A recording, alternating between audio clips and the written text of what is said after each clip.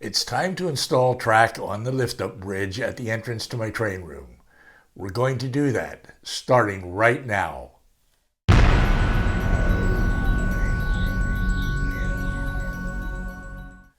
Hi, I'm Roy Smith. In last Saturday's episode, I showed you the lift-up bridge I built to carry tracks across the entrance to my train room. I showed you the benchwork that supports the bridge. I showed you the pink foam, which I'm using as sub-roadbed, and I showed you how the bridge functions. Today, I'm going to do what you've all been waiting for me to do. That is, I'm going to lay track on the lift-up, and if I don't cause an electrical catastrophe as I lay the track, I will then run some trains across the bridge. But if this doesn't work, I can just torch the whole thing. I understand that pink foam is flammable. Speaking of pink foam, I've heard some of you refer to this as purple foam.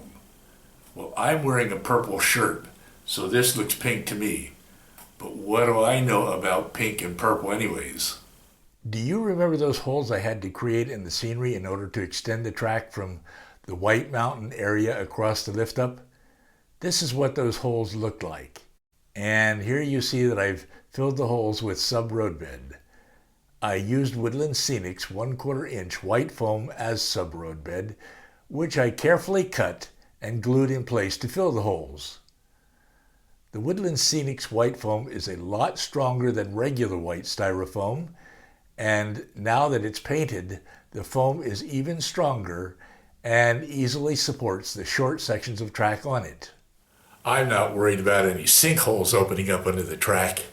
Here you can see that I've already laid the track on the lift-up bridge. I've already connected it over here at the White Mountain side of the bridge.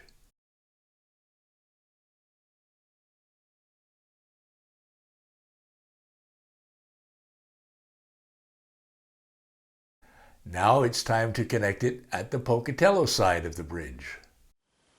To help me connect the track to the Pocatello staging yard here, I will use more of this marvelous assortment of short pieces of Kato Unitrack. As you can see, the instructions are in Japanese. Oh, and also English. Whew.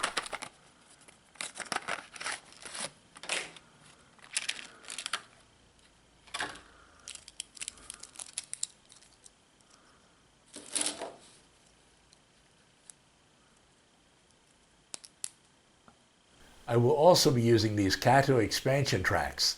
They will allow me to extend the track across the joint between the lift-up and the existing Pocatello benchwork. When I want to lift up the bridge, I merely slide the expansion tracks to their closed position. The expansion tracks carry current very well, as Kato track always does, so I don't have to worry about installing drop feeders in the lift-up right away. I've got most of my Kato tracks spread out here on the bed in the guest room. So right now wouldn't be a good time to come and visit me unless you're willing to sleep on the tracks. Ha! All right, I want you all to move back. Way back. What I'm about to do could be the most dangerous thing that's ever been done in the history of model railroading. I'm going to connect these tracks to these tracks. This could turn out to be my last known video.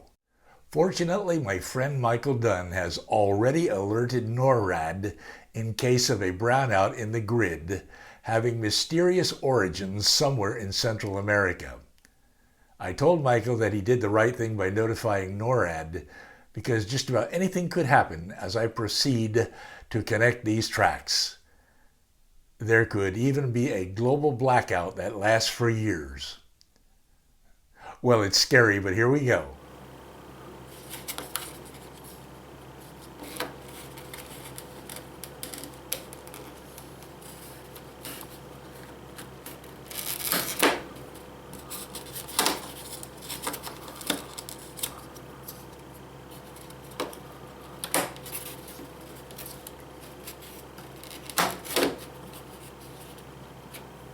So far, so good.